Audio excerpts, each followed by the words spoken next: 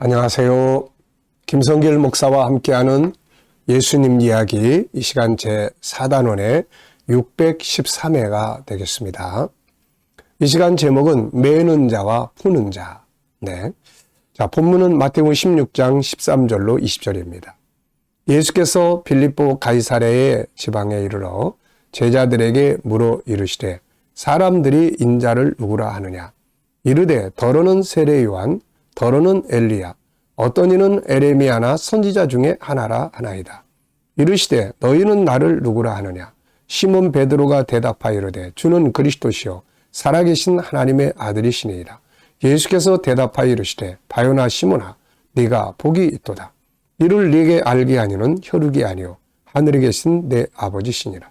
또 내가 네게 이르노니 너는 베드로라. 내가 이 반석 위에 내 교회를 세우리니 음부의 권세가 이기지 못하리라. 내가 천국 열쇠를 네게 주리니 네가 땅에서 무엇이든지 매면 하늘에서도 매일 것이요 네가 땅에서 무엇이든지 풀면 하늘에서도 풀리리라 하시고, 이에 제자들에게 경고하사 자기가 그리스도인 것을 아무에게도 이르지 말라 하시니라. 아멘. 자, 주님은 예수를 그리스도로 고백하는 교회 공동체에게 천국 열쇠를 주신다고 하셨어요. 자, 순서대로 하면은 먼저 예수를 그리스도라고 고백하는 그 신앙 고백 위에 교회 공동체가 세워지고, 그 신앙 고백 위에 천국을 열 수 있는 열쇠를 주셨습니다. 그리고 그 다음에 그 신앙 고백 위에 매고 푸는 권세를 주셨습니다. 네, 다시 한번. 자, 예수는 나의 구세주야. 예수는 나의 그리스도야. 이걸 믿는 믿음 위에 교회 공동체가 세워지고, 그 다음에는 예수가 나의 구세주야. 그리스도야. 이 믿음 고백 위에 천국 들어가는 열쇠를 주시고, 그 다음에 예수는 나의 구세주야. 예수는 그리스도야. 이 고백 위에 매고 푸는 권세를 주셨다. 자, 잘 이해됐습니까? 그러니까 예수님을 나의 구세주로 고백하는 이 고백이 엄청난 거죠, 이게. 교회 공동체가 그 위에 세워지고, 또 천국 열쇠가 주어지고, 매고 푸는 권세가 그 안에 주어지고. 그래서 이 시간에는 이 매는 자와 푸는 자, 요 주제로 좀 말씀을 나누려고 합니다. 여러 가지 의미가 있겠지만 여기서는 이제 총 4가지의 이야기를 좀 나눠보려고 해요. 첫째는 예수 그리스도의 이름, 주는 그리스도시요 살아계신 하나님의 아들이십니다. 이거를 믿는 자는 죄사함을 받고 구원을 받아요. 근데 이거를 안 믿는 자는 죄인으로서 심판을 받아요. 그러니까 하나는 이런 교리적인 부분이 담겨져 있어요. 그러니까 예수가 그리스도야. 이거 믿어? 네. 그럼 넌 의인. 믿어? 저는 안 믿는데요. 너는 죄인. 이렇게 구분이 된다는 거죠.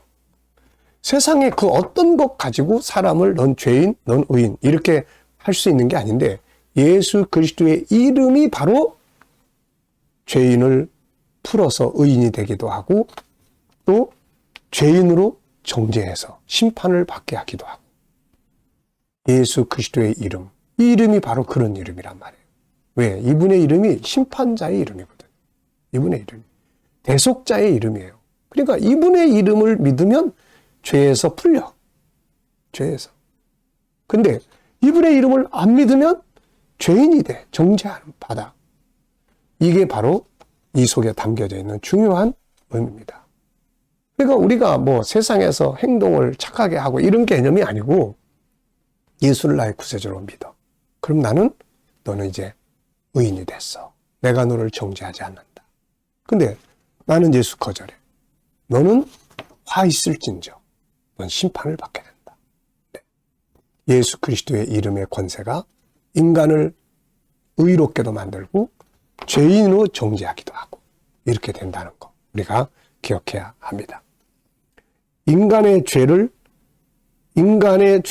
살 수 있는 권세, 인간을 정죄할 수 있는 권세가 예수 그리스도의 이름 속에 들어 있습니다.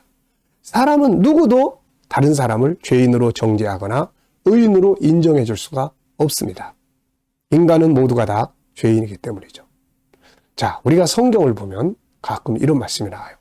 요한복음 8장에도 보면 이런 내용이 나오는데요. 8장 11절에 보면 대답하되 주여 없나이다. 예수께서 이르시되 나도 너를 정죄하지 아니하노니. 예수님은 사람의 죄를 정할 수도 있고 사람의 죄를 정죄하지 않을 수도 있는 분이시란 말이죠. 이분이 심판자시니까. 이분이 구원자시니까요. 어느 누구도 사람을 죄인이라고 정죄할 수 없고 죄인을 의인으로 풀어줄 수도 없습니다. 그런데 예수님만이 이걸 할 수 있어요. 그래서 예수께서 너는 의인이야. 그러면 의인이 되는 거예요. 너는 죄인이야. 그러면 죄인이 되는 거예요. 그 기준이 뭐예요? 예수 그리스도의 이름이에요. 이분의 이름을 받아들이냐 안 받아들이냐에 따라서 죄인이 되고 의인이 되는 거예요. 마태복음 23장 14절에 보면은 화 있을진저 외식하는 서기관들과 바리새인들이요. 15절에도 화 있을진저. 이 말은 너희는 이제 죄인이야. 너희는 심판을 받을 거야. 이런 말씀이거든요. 예수님만이 죄인, 의인을 나눌 수 있습니다. 이것을 오해한 천주교에서 이걸 교회의 권세로 생각을 하고 한때는 또 사람들을 막 정죄해가지고 교회 공동체가 사람을 정죄해서 저 이단이야. 그래가지고 막 화형에 불태워 죽이는 이런 엄청난 잘못을 범할 때도 있었던 거죠. 사람은 누구도 죄인이야 혹은 의인이야 이걸 정할 수가 없는 거예요.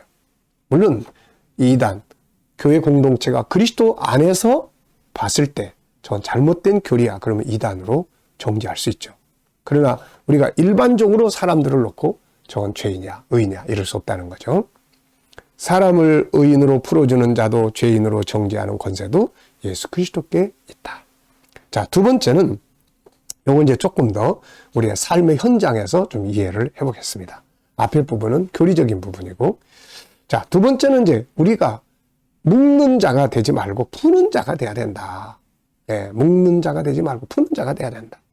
우리는 모두 예수 그리스도를 나의 구세주로 믿는 사람들입니다. 그러므로 당연히 그리스도 안에서 우리는 풀린 사람들이잖아요. 죄인이 의인이 된 사람들이에요. 그러니까 이제는 당연히 우리들이 살아가는 삶의 현장에서도 묶는 자가 아니라 푸는 자가 되어야 한다는 거죠. 자기 스스로 말로 자기를 학대하면서 스스로 자기를 나 같은 거 이거 묶는 거예요. 네? 근데 나는 그리스도인이야. 나는 세상을 이길 수 있어. 이건 푸는 거예요. 이런 삶을 만들어야 돼. 자기 스스로를 학대하고 죄인으로 정죄해서는 안 됩니다. 다른 사람들을 함부로 비판하면서 죄인이라고 비난하고 정죄해서는 안 됩니다. 또 내 삶을 스스로 묶어서도 안 돼요. 나는 안 돼. 아유, 나는 뭐 해도 안 돼. 이거 스스로 묶는 거예요. 뭐 너는 바보야. 넌 멍청해. 넌 안 돼. 이거 감옥 안에 묶어놓는 거예요. 예수 그리스도 안에 있는 자들은 나는 부족하지만 주님은 하실 수 있어. 나는 어리석지만 그분이라면 하실 수 있어. 이건 할 수 있다. 그리고 자기를 툭 풀어내야 돼. 우리가 이 땅에서 풀면 하늘에서도 풀게 되는 거거든요. 자, 세 번째는 땅에서 매면 하늘에서 매고 땅에서 풀면 하늘에서 푼다. 이게 참 중요한 말입니다. 이건 행동을 요구하시는 말씀이에요. 야, 네가 가만히 있으면 나도 가만히 있을 거고 네가 뭔가 행동하고 움직이면 나도 행동하기 시작을 할 거다. 이런 뜻이에요.